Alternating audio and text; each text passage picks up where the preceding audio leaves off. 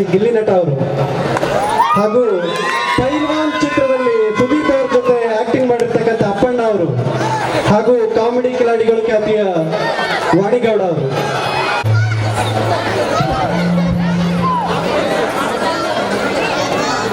Hello hello, ನಾನ್ comedy ಮಾಡಕ್ ಬಂದ್ರೆ ಮೈಕೆ ನನ್ನ ಹತ್ರ ಕಾಮಿಡಿ ಮಾಡ್ತೀನಿ.